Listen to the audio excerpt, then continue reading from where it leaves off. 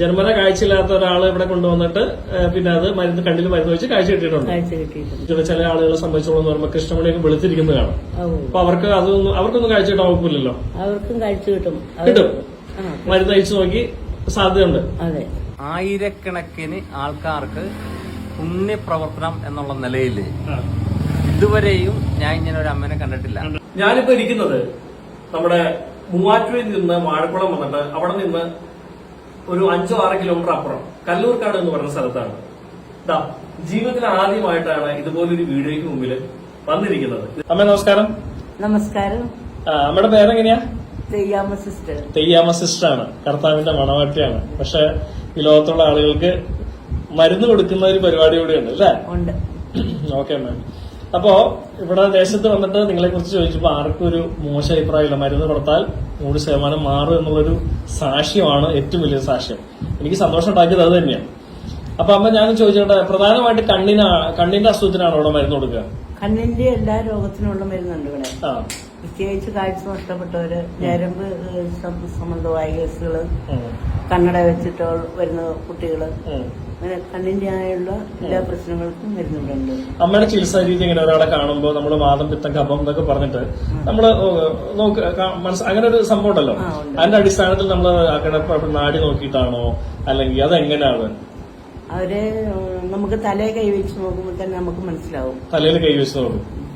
എങ്ങനെ? ചുമ്മാ വെറുതെ തലയിൽ കൈവച്ച് നോക്കും? കൈവച്ച് നോക്കുമ്പോൾ നമുക്ക് അതിന്റേതായ രോഗത്തിന്റെ ലക്ഷണം അമ്മയുടെ മനസ്സിലേക്ക് വരും. അങ്ങനെയാണ് ചികിത്സ ചെയ്യുന്നത്. അത് ശരി. ഇവിടെ കടത്തി ചികിത്സ ഉണ്ടല്ലേ? ഉണ്ട്. ഓക്കെ. പിന്നെ പ്രധാനമായിട്ട് ആളുകള് എന്ത് അസുഖത്തിനാണ് പ്രധാനമായിട്ട് വരുന്നതെന്ന് പറയാമോ? അലർജി സംബന്ധമായ കേസുകള്, കിഡ്നി സ്റ്റോണ്, മഞ്ഞപ്പിത്തം, ചതവ് കേസ്. അപ്പൊ ഈ കിഡ്നി സ്റ്റോണൊക്കെ എത്ര ദിവസം നമ്മൾ മരുന്ന് കഴിക്കേണ്ടി വരും? കിഡ്നി സ്റ്റോണിന് 3 ദിവസം. 3 ദിവസമുള്ളൂ. അടുപ്പിച്ച് 3 ദിവസമാണോ ഒന്നാടാണോ? അടുപ്പിച്ച്. അത് ഇവിടെ താമസിക്കണം. ഓക്കെ. അത് എത്ര വലിയ കൂടിയ കല്ലും ചെറിയ കല്ലും അങ്ങനെ ഉണ്ടോ? അല്ല, ഞാൻ ചോദിക്കുന്നത് ഈ കല്ലിന്റെ ഒരു അളവൊക്കെ ഉണ്ടല്ലോ. കല്ലിന്റെ അളവെന്ന് പറഞ്ഞാൽ കല്ല് പൊട്ടിപ്പൊളിഞ്ഞു പോകേണ്ടതാണ്. പൊട്ടിപ്പൊളിഞ്ഞു പോകും. ചിലരൊക്കെ പറഞ്ഞു കേട്ടിട്ടുണ്ട്, കല്ല് ഇത്ര സെന്റിമീറ്ററിന് മേളിലാണ് ഞാൻ നോക്കൂല എന്നൊക്കെ കേട്ടിട്ടുണ്ട്. ഇങ്ങനെ ഇവിടെ എത്ര വലുപ്പമായാലും. ഓക്കെ. പിന്നെ ഞാനൊന്ന് ചോദിച്ചോട്ടെ, ഇവിടെ നമ്മുടെ ഈ കണ്ണിന്റേതായിട്ടുള്ള പ്രശ്നങ്ങൾ കിടത്തി ചികിത്സ തന്നെയാണ്? കിടത്തിയല്ല, പോയി മരുന്ന് കൊടുത്തിട്ട് പിന്നെ അത്യാവശ്യം കിടക്കാൻ ദൂരമുള്ളവർക്ക് മാത്രമേ ഇവിടെ കിടക്കാനുള്ള ഇത് കൊടുക്കുന്നുള്ളൂ. അതല്ലേ? അല്ലാത്തവരെ അവർക്ക് വരുന്നുണ്ട്. ഇവിടുത്തെ ചികിത്സയുടെ റേറ്റ് എന്നൊക്കെ പറഞ്ഞാല് എന്താ പറയാ, പുഷ്പം പറിക്കുന്ന പോലെ ഏറ്റവും ലളിതമാണെന്ന് കേട്ട് കേൾക്കുന്നുണ്ട്. ഇപ്പൊ ഒരു കിഡ്നി സ്റ്റോണൊക്കെ ആയിട്ട് ഒരാൾ വന്നു കഴിഞ്ഞാൽ എന്താ അമ്മ അവർക്കിടെ നമ്മൾ വാങ്ങാൻ നോർമലി ഒരു സാധാരണക്കാരന് കേട്ട് കഴിയുമ്പോൾ ഒരു ആശ്വാസം വേണല്ലോ. അത്ര ദൂരം നിന്നൊക്കെ വരുമ്പോ അവനൊരു സന്തോഷമായിട്ട് വേണം വരാൻ. 2500 രൂപയെ കൂടുതൽ 3 ദിവസം കൂടെ കൂടി. അത്രേ ഉള്ളൂ. അപ്പൊ 3 ദിവസം കഴിഞ്ഞിട്ട് പിന്നെ അതിന്റെ രീതികളെ 3 ദിവസം കഴിഞ്ഞ പിന്നെ മരുന്ന് കഴിക്കണ്ട. ഒരു 10-30 ദിവസത്തിനുള്ളിൽ അത് പോകും. 30 ദിവസം എടുക്കും. ചിലപ്പം പോകാന് 30 ദിവസം, ചിലപ്പം പെട്ടെന്ന് പോകും. അതെ. അപ്പൊ 30 ദിവസം പത്തിയും കാര്യങ്ങളൊക്കെ ഉണ്ടോ? ഇല്ല, ഒന്നുമില്ല. ഇറച്ചി, മീൻ, മുട്ട അതെല്ലാം കഴിക്കാം. പിന്നെ മദ്യം അങ്ങനെ കഴിപ്പിക്കാറില്ല. അല്ല, 10 എന്ന് പറയുമ്പോ എല്ലാം ഉൾപ്പെടുമല്ലോ എന്ന് വിചാരിച്ചിട്ടാണ് ഞാനത് ചോദിച്ചത്. പിന്നെ സ്റ്റോണുകാർക്ക് തക്കാളിയൊക്കെ കഴിക്കണ്ടെന്ന് പറയും. തക്കാളി ഒരു പ്രശ്നക്കാരനാണ് പ്രധാനമായിട്ട് അല്ലേ? അത് ശരി. അപ്പൊ ഈ കണ്ണിന്റെ അസുഖം എന്നൊക്കെ നമ്മൾ പറയുമ്പോ നമുക്ക് ജന്മന കാഴ്ചശക്തി ഇല്ലാത്ത ഒത്തിരി ആളുകളുണ്ട്. അപ്പൊ അതൊക്കെ അമ്മ എങ്ങനെ നോക്കി കാണുന്നു?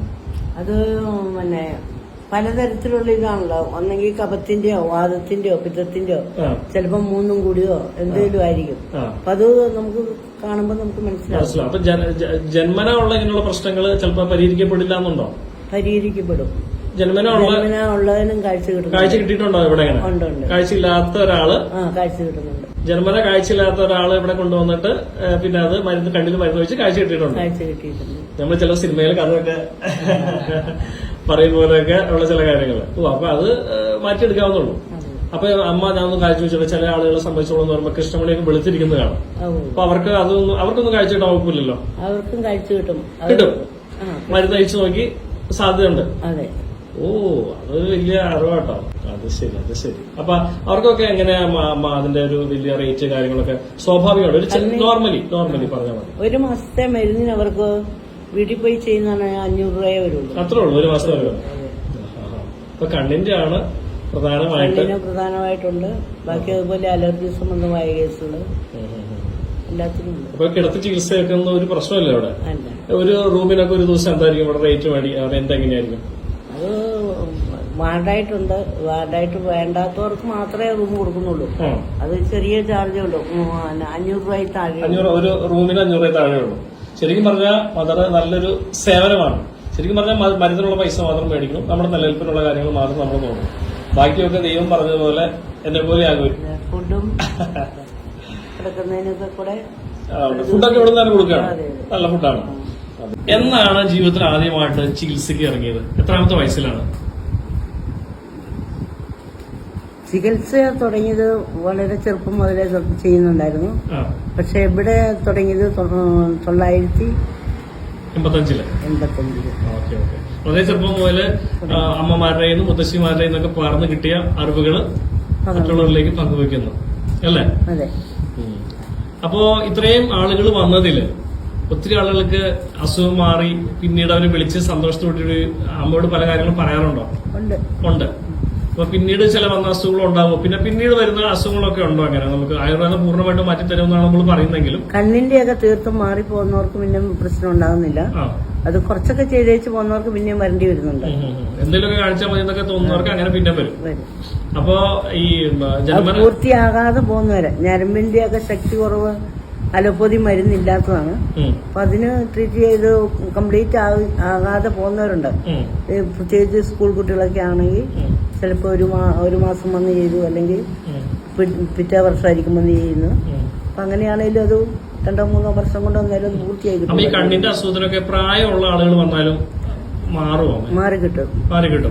ഒരു 50 വയസ്സായാലും 60 വയസ്സായാലും 70 വയസ്സായാലും ഒക്കെ മാറി കിട്ടും എന്നാണ് പറയുന്നത് അല്ലേ? അപ്പൊ ജന്മന ഇനിയിപ്പോ കണ്ണിന് കാഴ്ചയില്ലാതെ വരുന്ന ഒരു കുട്ടിയാണെങ്കിലും നമുക്ക് ഇവിടെ വന്ന് കണ്ണിൽ മരുന്ന് വെച്ച് കഴിഞ്ഞാല് ഇപ്പൊ ചില കുട്ടികളുടെ കണ്ണില് കൃഷ്ണമണിയുടെ അവിടെ വെള്ളപ്പാട് മാത്രമായിട്ട് ഉണ്ടാവും. അവരുടെ കൃഷ്ണമണി തെളിഞ്ഞു വരുമോ മരുന്ന് വെച്ചാല്? തെളിഞ്ഞു വരും. അതാണ് ധൈര്യം. അതല്ല, അങ്ങനെ അമ്മയുടെ ഓർമ്മയില് എത്ര ആളുകൾക്ക് അങ്ങനെ ഒരു പരിപൂർണമായ സൗഖ്യം കിട്ടിയിട്ടെന്ന് പറയാൻ പറ്റും? കൃഷ്ണമണി തെളിഞ്ഞു വന്ന ആളുകൾ ഇഷ്ടം പോലെ ആൾക്കാരാണ് അല്ലേ?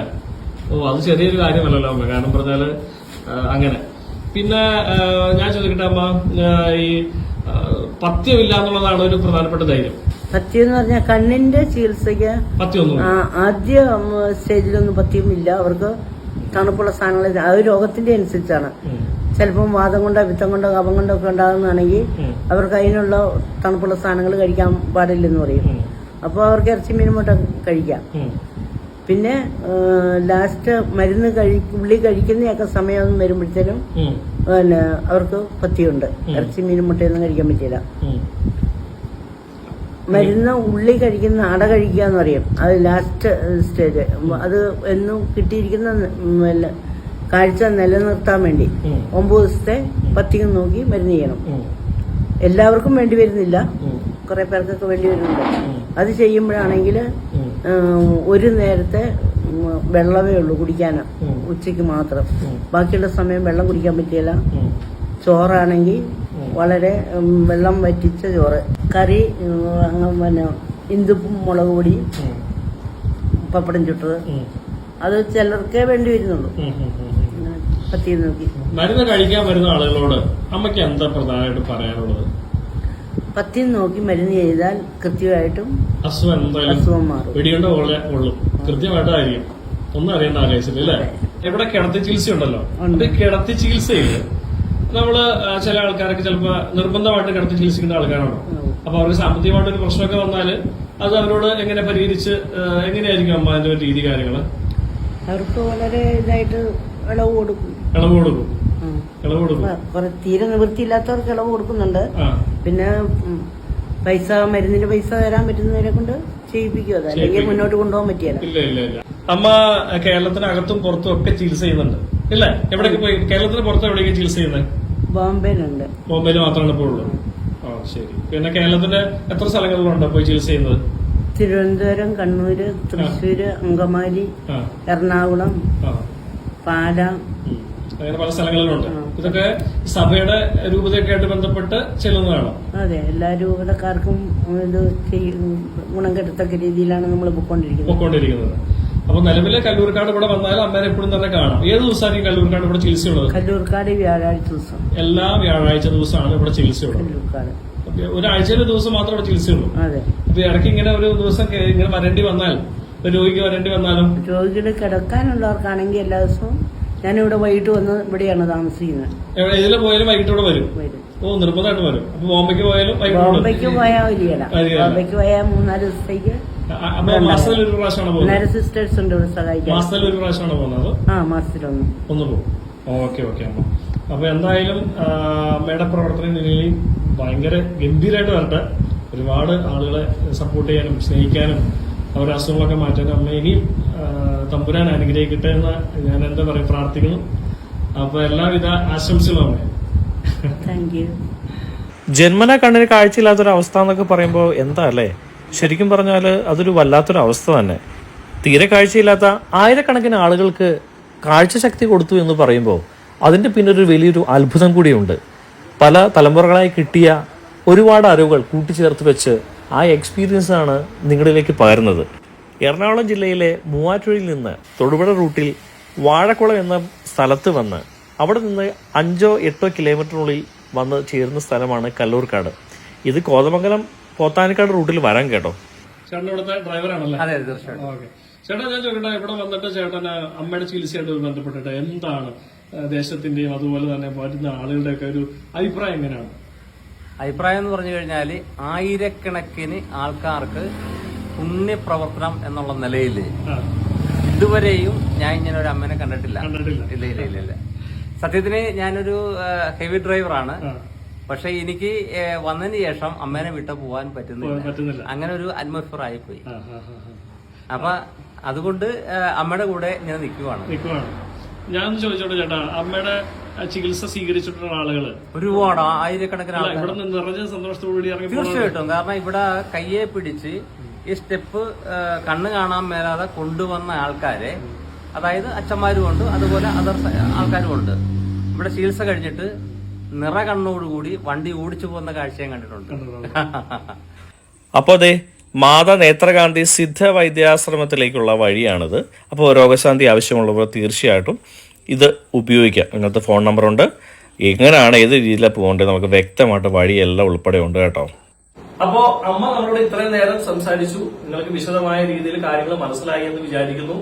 പലരും ചോദിക്കും ഡീറ്റെയിൽ ഇല്ല, നമ്പറില്ല എന്നൊക്കെ. നിങ്ങൾ കൃത്യമായിട്ട് വീഡിയോ മുഴുവനായിട്ട് കാണണം. അതല്ലാതെ നിങ്ങൾക്ക് ഇതിനെക്കുറിച്ച് ഞാൻ പ്രത്യേകം എടുത്ത് പിന്നെയും ഓരോരുത്തർക്ക് റിപ്ലൈ തരേണ്ട ആവശ്യമില്ല. ഫോൺ നമ്പർ എല്ലാം ഉൾപ്പെടെ ഉണ്ടാവും. അപ്പോ കമന്റ് ബോക്സിൽ എന്റെ ഒരു ചെറിയ മെസ്സേജ് കാണും, ഫോൺ നമ്പർ ഡീറ്റെയിൽസ് ഉണ്ട്. അമ്മേ, അപ്പൊ എല്ലാവരും കടന്നു വരുന്നവരെ കൃത്യമായ രീതിയിൽ മരുന്ന് കൊടുത്ത് സന്തോഷത്തോടെ പറഞ്ഞയക്കുക. അപ്പൊ ഇനി എപ്പിസോഡ് കാര്യം പഠിക്കും. സുഖം അമ്മ, ഞാൻ പോട്ടെ. അപ്പൊ എന്നാ എനിക്കൊരു ചാച്ച അനുഗ്രഹിച്ചു കിട്ടോ.